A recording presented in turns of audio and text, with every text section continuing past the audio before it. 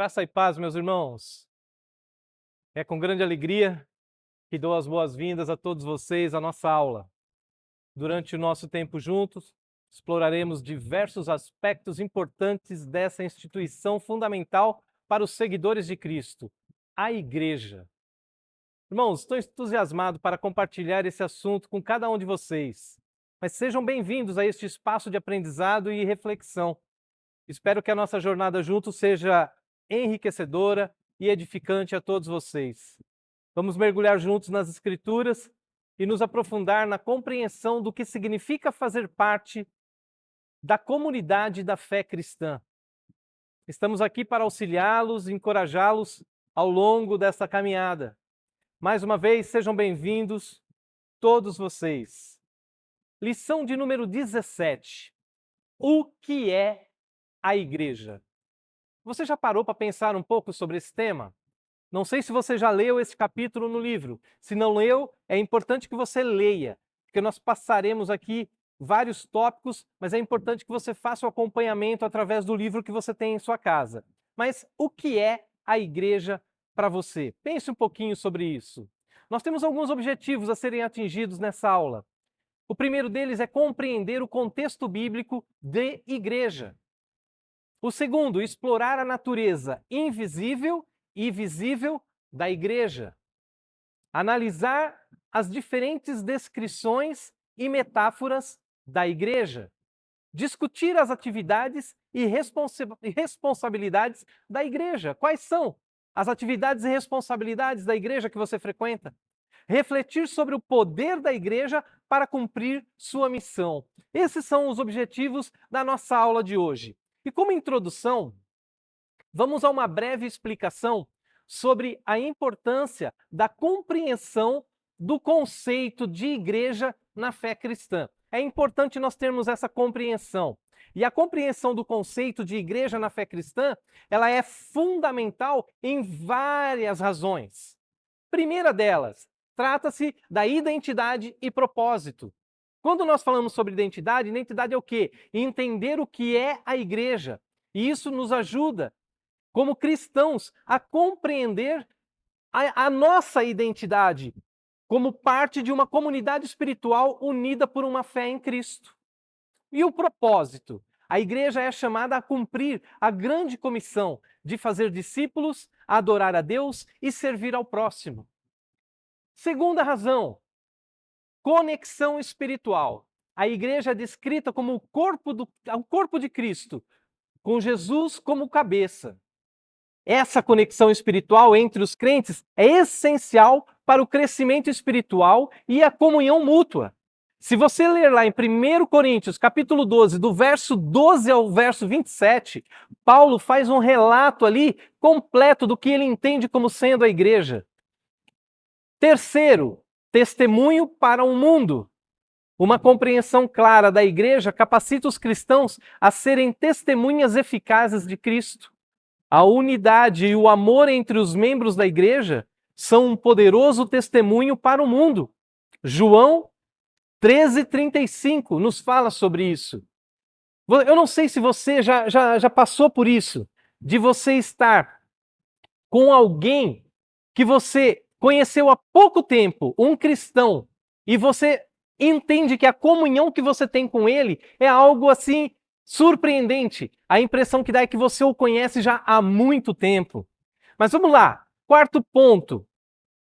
Fonte de edificação e ensino. A igreja é o lugar onde os crentes recebem ensino bíblico, encorajamento espiritual e apoio mútuo para crescerem na fé. Efésios 4, do 16, aliás, do verso 11 ao verso 16, você vai encontrar um texto que fala sobre isso também. E completando aqui algumas dessas razões, 5, cumprimento da vontade de Deus. Deus designou a igreja como um instrumento para proclamar o evangelho e cumprir seus propósitos aqui na terra.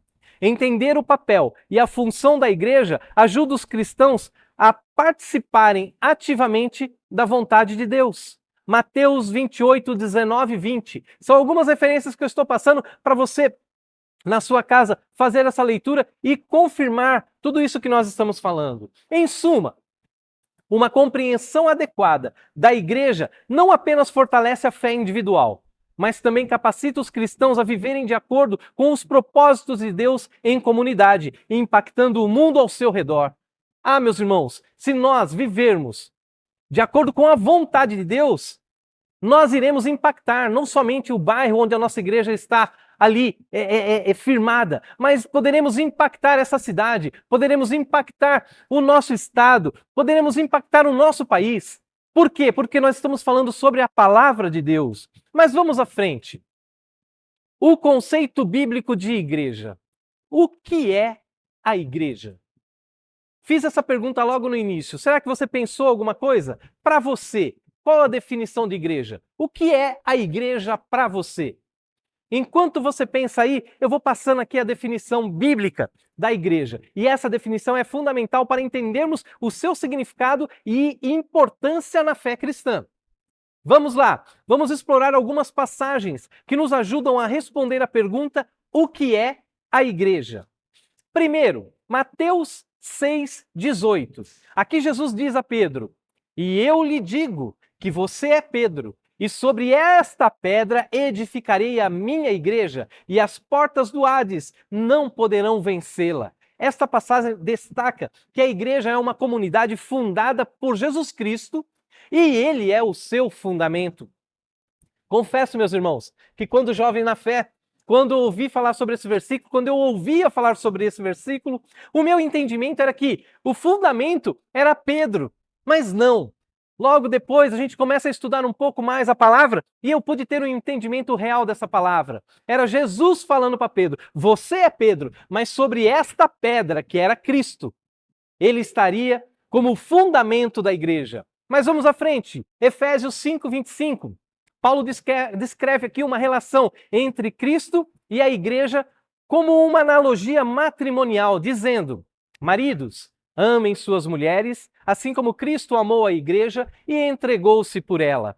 Aqui, a igreja é vista como a noiva de Cristo, enfatizando um relacionamento íntimo e sacrificial. Vamos à frente, 1 Coríntios 12, verso 12 e 13. Paulo compara a igreja ao corpo de Cristo, afirmando: pois, assim como o corpo é uma unidade e possui muitos membros, e todos os membros do corpo, embora muitos, formam um só corpo, assim também com respeito a Cristo. Pois em um só Espírito fomos todos batizados, em um corpo, quer judeus, quer gregos, quer escravos, quer livres, e a todos nós foi dado beber de um só Espírito. Aqui, a igreja é vista como uma comunidade diversificada e interconectada, cada membro desempenhando um papel único e importante. Aí você pode estar se perguntando: mas eu também? Claro, você faz parte do corpo de Cristo, você tem o seu papel de importância no reino de Deus. E o Senhor conta com você para que você cumpra o seu papel neste contexto todo que envolve a igreja de Cristo. Mas vamos lá, mais um verso. 1 Pedro 2,9. Pedro chama a igreja de raça eleita, sacerdócio real, nação santa, povo escolhido de Deus, destacando sua identidade como um povo escolhido por Deus para proclamar as suas virtudes. Meus irmãos, essas passagens nos mostram que a igreja é mais do que um edifício ou uma organização. É uma comunidade de crentes unidos por sua fé em Jesus Cristo. A igreja é o corpo de Cristo, a noiva de Cristo, o povo escolhido de Deus, chamado para viver em comunhão, adoração e serviço mútuo, proclamando o evangelho ao mundo. E você faz parte desta igreja, meu irmão. Vamos ao segundo ponto da nossa lição: a igreja invisível e visível. A distinção entre a igreja invisível e visível é importante para entendermos a natureza da comunidade dos crentes. Vamos lá. Primeiro ponto: igreja invisível. O que seria a igreja invisível? Refere-se à comunhão de todos os verdadeiros crentes em Cristo Jesus em todos os tempos. É invisível aos olhos humanos, porque somente Deus pode sondar os corações das pessoas e conhecer verdadeiramente quem são os seus. Como mencionado lá em 2 Timóteo 2,19, o Senhor conhece os que lhe pertencem. Nessa perspectiva, a igreja invisível é composta por indivíduos verdadeiramente salvos, remidos pelo sangue de Cristo, independentemente da denominação ou localização geográfica. É a igreja como Deus a vê, unida pela fé em Cristo e é caracterizada pela comunhão espiritual entre os crentes. Se lembram do que eu disse lá no início? De vez em quando você está com alguns irmãos que você conheceu há pouco tempo, mas a impressão que nos passa é que nós conhecemos esses irmãos já há muito tempo. É essa comunhão espiritual em Cristo que faz com que nós tenhamos essa sensação de conhecer a pessoa há muito tempo, porque algo nos une e temos algo muito importante em comum, que é Cristo Jesus em nossas vidas. Segundo ponto, a igreja visível. Por outro lado, a igreja visível, ela é manifestação terrena da comunidade dos crentes. É composta por todos aqueles que professam a fé em Cristo e participam das atividades e rituais da igreja, nos cultos, sacramentos e serviços. Essa igreja é visível aos olhos humanos e pode incluir tanto verdadeiros crentes como aqueles que apenas professam fé superficialmente. A igreja visível é observada através das congregações locais, denominações e instituições religiosas, que representam a presença tangível da fé cristã na sociedade. Em qual delas você faz parte? Da igreja invisível ou da igreja visível? Meus irmãos, eu creio que nós fazemos parte das duas. Aquela que é invisível, nós somos verdadeiramente cristãos, salvos e remidos pelo sangue de Cristo. Mas também convivemos numa igreja visível, porque congregamos numa igreja local. E isso faz-nos pertencentes a uma igreja visível também. Mas vocês conseguiram entender a diferença das duas aqui, né? Então vamos à frente. Ou vamos colocar aqui um breve resumo sobre a igreja invisível e visível. Enquanto a igreja invisível se refere à comunidade espiritual e universal dos verdadeiros crentes em Cristo, a igreja visível é a expressão terrena dessa comunidade, composta por aqueles que professam a fé cristã em diferentes contextos e formas organizacionais. Ambas as dimensões são importantes na compreensão da identidade e missão da igreja cristã. Agora vamos ao terceiro ponto da nossa lição: outras descrições da igreja. As metáforas da igreja fornecem insights aqui poderosos sobre a natureza e o propósito da comunidade dos crentes. Vamos explorar algumas delas aqui. Primeiro, a igreja é conhecida como família de Deus.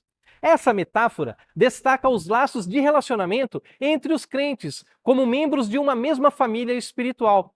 Assim como uma família terrena, os cristãos são chamados a cuidar, apoiar e encorajar uns aos outros. 1 Timóteo, capítulo 5, verso 1 e 2, diz assim, não repreendas asperamente um homem idoso, mas exorta-o como a pai, aos moços como a irmãos, às mulheres idosas como a mães, às moças como a irmãs, com toda a pureza. Vocês veem aqui, família de Deus está nos ensinando a tratar uns aos outros de uma forma pura, com educação, sinceridade e muito respeito. Mas vamos à frente. A igreja também é conhecida como corpo de Cristo. Nesta metáfora, a igreja é comparada a um corpo, onde cada membro tem uma função única e importante. Assim como os diferentes membros de um corpo trabalham juntos para o bem do todo, os crentes devem trabalhar em unidade para cumprir o propósito de Deus. 1 Coríntios, capítulo 12, do verso 12 ao 27, já fiz essa referência lá no início da lição também, mas é onde Paulo compara os membros do corpo físico com os membros da igreja, enfatizando a interdependência e a diversidade de funções. Nós dependemos uns dos outros, mas cada um tem a sua função dentro do corpo de Cristo. Vamos à frente. A igreja também é chamada como templo de Deus. Esta metáfora retrata a igreja como o lugar onde a presença de Deus habita. Assim como o templo no Antigo Testamento era o local sagrado onde Deus encontrava o seu povo, a igreja é agora o lugar onde os crentes adoram e experimentam a presença de Deus. 1 Coríntios, capítulo 3, do verso 16 e 17. Paulo declara que os crentes são o templo de Deus e o Espírito Santo habita neles. Mas temos mais uma metáfora: videira e ramos. Nesta metáfora, Jesus se compara à videira e os crentes são os ramos. Assim como os ramos dependem da videira para vida e frutificação, os crentes dependem de Jesus para vida espiritual e crescimento. João 15, 5, onde Jesus diz: Eu sou a videira, vós sois os ramos. Quem permanece em mim e eu nele, esse dá muito fruto, porque sem mim nada podeis fazer. Essas metáforas, entre outras, nos ajudam a compreender a rica e multifacetada natureza da igreja como comunidade de crentes, unidos em Cristo e chamados a viver em amor, unidade e serviço mútuo. Vocês percebem, irmãos? De várias formas a igreja ela é reconhecida, ou ela é descrita de forma diferente, mas tudo isso se encaixa com a forma de vida que nós levamos. Agora vamos à frente. Mais um ponto da nossa lição. O item 4. O que faz da congregação uma igreja? As duas principais atividades que marcam uma igreja são a pregação bíblica e a administração correta dos sacramentos. Vamos explorar cada uma delas. Primeiro, pregação bíblica. A pregação bíblica, meus irmãos, ela é essencial para uma igreja verdadeira, pois é por meio dela que a palavra de Deus é proclamada e ensinada aos crentes. Essa pregação deve ser fundamentada na Bíblia e fiel à sua mensagem e centrada em Jesus Cristo. Mateus 28:19, onde Jesus ordena aos discípulos que façam discípulos de todas as nações, ensinando-lhes tudo o que ele ordenou. Atos 1:8, onde Jesus promete o poder do Espírito Santo para capacitar os discípulos a serem testemunhas em Jerusalém, em toda a Judéia e Samaria e até os confins da terra. Nós entendemos que, para que uma igreja seja verdadeiramente ou considerada uma igreja real e verdadeira, a palavra de Deus tem que ser pregada. A pregação tem que fazer parte dela, tá certo? Vamos à frente. A administração correta dos sacramentos. Os sacramentos, o que seriam os sacramentos? As ordenanças. As ordenanças que o Senhor nos deixou através da sua palavra, que incluem o batismo e a ceia do Senhor. São sinais e selos da aliança de Deus com o seu povo. Uma igreja verdadeira deve administrar esses sacramentos de acordo com as instruções e significados dados por Cristo na Bíblia. Mateus 28:19 ainda nos diz: onde Jesus ordena o batismo como parte de fazer discípulos. E Mateus 26 ao 28, onde Jesus instituiu a ceia do Senhor durante a última ceia, instruindo os discípulos a comerem o pão, a beberem o cálice em sua memória. A sua igreja cumpre esses sacramentos? A sua igreja tem o costume de agir dessa forma? Então considere que a sua igreja é uma igreja verdadeira. Além disso, é importante citar a forma de funcionamento como uma igreja em vez de organizações paralelas. Enquanto há muitas organizações cristãs dedicadas a diferentes ministérios e serviços, uma igreja verdadeira deve ser distinta por sua função específica, como comunidade de crentes reunidos para adoração, ensino, comunhão e serviço mútuo. Portanto, uma igreja verdadeira não é apenas uma organização social ou um clube religioso, mas sim um corpo vivo de crentes unidos em Cristo, comprometidos com sua palavra e com a missão de fazer discípulos em todo o mundo, enquanto administram os sacramentos de acordo com seus ensinamentos. Vamos à frente. Quinto ponto da nossa lição. O que a igreja deve fazer? A igreja, como o corpo de Cristo na terra, tem diversas responsabilidades e funções que derivam de sua missão dada por Jesus Cristo. Ela deve ministrar a Deus, aos seus membros e ao mundo ao seu redor. Vamos entender isso um pouco melhor. Primeiro ponto: ministério para Deus. O que seria isso? Meus irmãos, isso pode ser composto através de uma palavra: adoração. A adoração é o ato central da igreja, onde os crentes se reúnem para honrar, louvar e glorificar a Deus. Isso é feito através de várias formas, incluindo louvor, oração, leitura da palavra de Deus e pregação. A adoração não é apenas uma atividade religiosa, mas um estilo de vida que reconhece a grandeza, a santidade e o amor de Deus em todas as áreas da sua vida. Como diz lá em Colossenses 3,16, habite ricamente em vocês a palavra de Cristo. Ensinem e aconselhem-se uns aos outros com toda a sabedoria e cantem salmos, hinos e cânticos espirituais com gratidão a Deus em seu coração. Olha que maravilhoso, meus irmãos. A adoração passa a ser um estilo de vida para aquele que entende a grandeza de servir a um Deus poderoso. Então, eu não sei como está a sua vida nesse sentido de adoração a Deus, mas entenda que isso faz parte de ser um verdadeiro cristão. Mas vamos à frente. Ministério para os membros está relacionado à educação e edificação. A igreja também tem a responsabilidade de edificar e educar os seus membros, capacitando-os a crescer em sua fé e a alcançar a maturidade espiritual.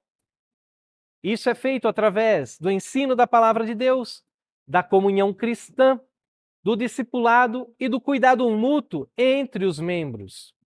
Isso que nós estamos fazendo aqui hoje faz parte desse ministério, educação e edificação. O simples fato de você estar participando de um curso online como esse faz com que você esteja tendo a possibilidade de crescer espiritualmente, de amadurecer, de podermos trocar ideias aqui de ensinamentos para que você possa fazer parte do corpo de Cristo e a cada dia você possa melhorar no seu relacionamento com Deus e com os seus irmãos. Como mencionado lá em Efésios 4, 12 e 13.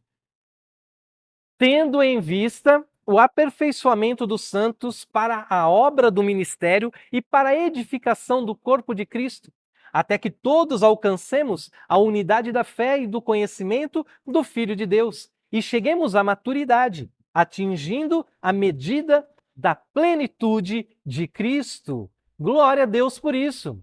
Agora, temos um outro ministério, é o ministério para o mundo. E isso envolve o quê? Evangelização e misericórdia.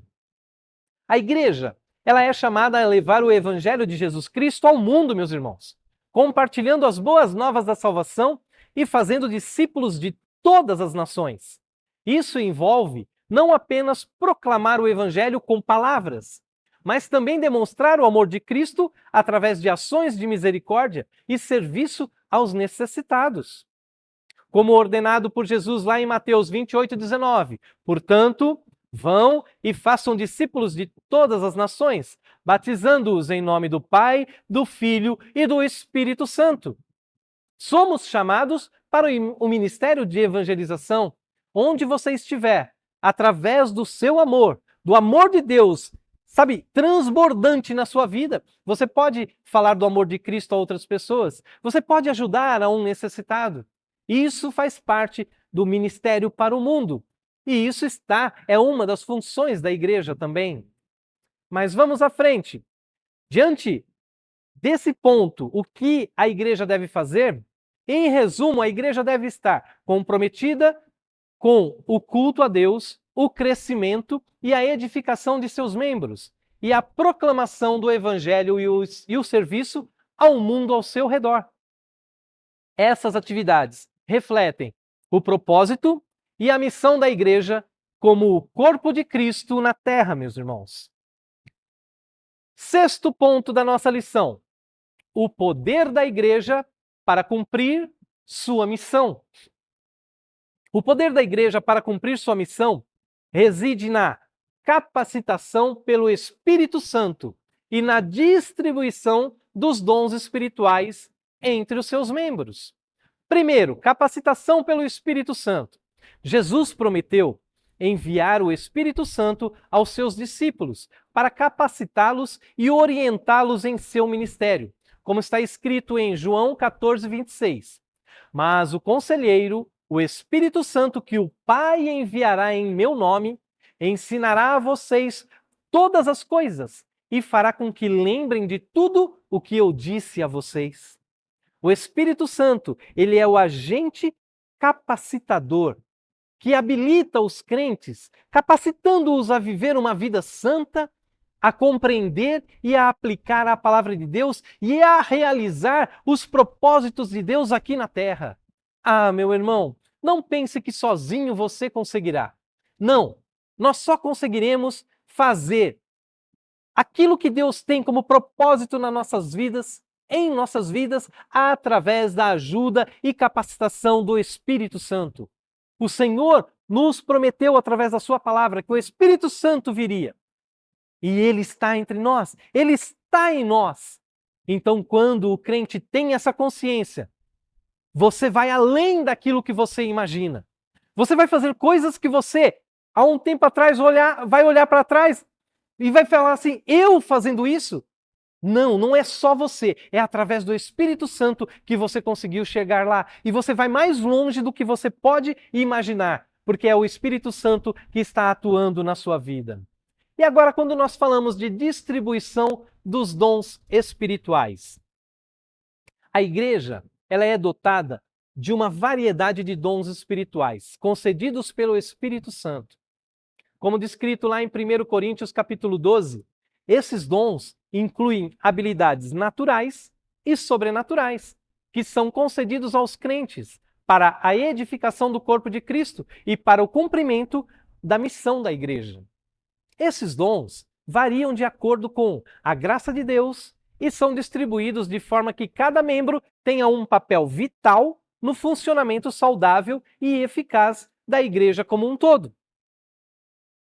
E quais são os propósitos dos dons espirituais? Os dons espirituais têm o propósito de capacitar os crentes para o ministério e para a edificação mútua. Eles são dados para o benefício do corpo de Cristo e para a glória de Deus. Como mencionado em 1 Coríntios 12, 7. A cada um, porém, é dada a manifestação do Espírito, visando a um bem comum. Cada dom é valioso e necessário para o funcionamento saudável da igreja. E todos os membros são encorajados a usar seus dons para o serviço mútuo e para o avanço do reino de Deus. Em resumo, esse último ponto, a igreja é capacitada pelo Espírito Santo e equipada com os dons espirituais para cumprir sua missão de proclamar o Evangelho, fazer discípulos e edificar o corpo de Cristo. A compreensão e o uso dos dons espirituais são essenciais para a eficácia da igreja na realização da obra de Deus na terra. Nós precisamos, meus irmãos, dos dons espirituais atuantes em nossa igreja. Nós precisamos entender e compreender que sem o Espírito Santo atuando nas nossas vidas, nós não iremos longe. Estaremos fazendo tudo com as nossas próprias forças. Mas o Espírito Santo nos guiando, ele nos levará além, muito além daquilo que nós podemos pensar e imaginar. E o Senhor fará maravilhas em nosso meio. Agora, deixa eu fazer algumas perguntas para revisão e aplicação dessa lição. Primeiro, qual a diferença entre a igreja invisível e a igreja visível? Eu gostaria que você anotasse aí em sua casa essas perguntas e respondesse elas. É uma forma de você revisar a lição que nós passamos agora e para que isso possa gravar na sua mente, no seu coração, e no momento necessário você saberá responder sobre isso. Segunda pergunta: quais são algumas das metáforas usadas para descrever a igreja no Novo Testamento? Terceiro, quais são as duas principais atividades que marcam uma igreja verdadeira? Quarta pergunta: quais são os sacramentos mencionados como marcas da igreja verdadeira? Quinta e última pergunta: como a igreja é capacitada pelo Espírito Santo para cumprir sua missão? Olha aí, 5 perguntas para você gastar um tempinho aí, dedicar-se um pouco para respondê-las. Agora, vamos a uma recapitulação daquilo que nós estudamos hoje. Durante a nossa aula, nós exploramos profundamente o significado e a natureza da igreja no contexto da fé cristã. Começamos compreendendo que a igreja é tanto invisível, vista por Deus, quanto visível, percebida pelos cristãos ao redor do mundo. Em seguida, examinamos as diferenças ou as diversas metáforas que a Bíblia utiliza para descrever a igreja, incluindo a família, o corpo e o templo de Deus. Vamos lá! Discutimos também a importância da pregação bíblica e da administração correta dos sacramentos como marcas distintas de uma igreja verdadeira. Além disso, nós enfatizamos a necessidade de as igrejas funcionarem como igrejas, em vez de simplesmente organizações paralelas, e incentivamos a busca pela pureza e unidade dentro do corpo de Cristo.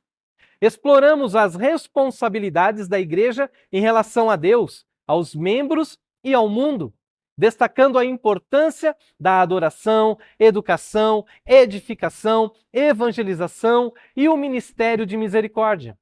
E por fim, examinamos o poder da igreja para cumprir sua missão, capacitada pelo Espírito Santo e equipada com os dons espirituais para servir a Deus e ao próximo.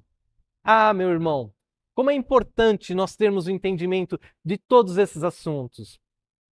E aqui, à medida que encerramos nossa aula, gostaria de encorajá-los a aplicarem os ensinamentos sobre a igreja em suas vidas e comunidades. Que possamos buscar uma compreensão mais profunda da igreja e nos esforçar para viver de acordo com os princípios e propósitos que discutimos hoje. Que possamos ser agentes de transformação em nossas igrejas locais, buscando a pureza, a unidade e o serviço ao próximo em nome de Cristo. Agradeço a cada um de vocês pela participação ativa e pelo interesse demonstrado durante esta aula, por ter ficado conosco até agora. Que as verdades que aprendemos hoje possam nos inspirar e nos guiar em nosso caminho e fé. Que Deus nos abençoe e os capacite a serem luz e sal neste mundo, refletindo o amor e a graça de Cristo em tudo o que fazem. Até nossa próxima aula, meus irmãos. Que a paz de Cristo esteja com todos vocês. Amém, meus irmãos.